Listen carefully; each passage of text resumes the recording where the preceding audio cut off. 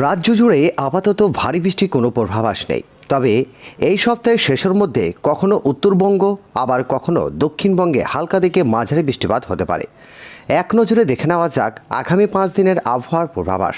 তো প্রিয় দর্শক, বিস্তারিত জানতে হলে ভিডিওটিকে সম্পূর্ণ দেখবেন, ভালো লাগলে একটি লাইক করবেন।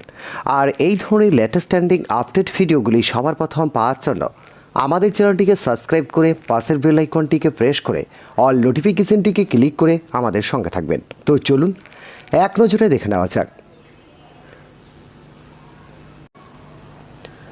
গত 24 ঘন্টায় কলকাতায় সর্বোচ্চ তাপমাত্রা ছিল 31.5 ডিগ্রি সেলসিয়াস, যা স্বাভাবিকের থেকে 1 ডিগ্রি কম।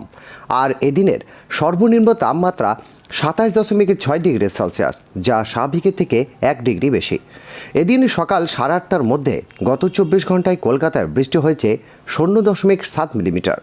6 ও 7 সেপ্টেম্বর বুধবার ও বৃহস্পতিবার সবকটি জেলাতেই আপাতত হালকা বৃষ্টিপাতের সম্ভাবনা। কোথাও ভারী বৃষ্টির পূর্বাভাস নেই আপাতত। সেপ্টেম্বর মাসে সবকটি জেলাতেই বজ্রপাতের সঙ্গে হালকা থেকে মাঝারি বৃষ্টিপাতের সম্ভাবনা রয়েছে। তবে আবহাওয়াবিদরা এও জানিয়েছে, আজ ভোররাত থেকে ব্যাপক বজ্রবিদ্যুৎ সহ মুষলধারে বৃষ্টি দেখল দক্ষিণ 24 পরগনা জেলায়।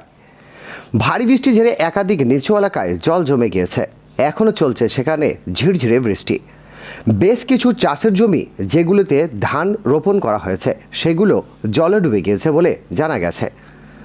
নালা, ক্যানেল সব জলে ভরে গিয়েছে। আজ সারাদিন এমনই বৃষ্টি দেখা যাবে বলে জানিয়েছেন আবহাওয়াবিদরা।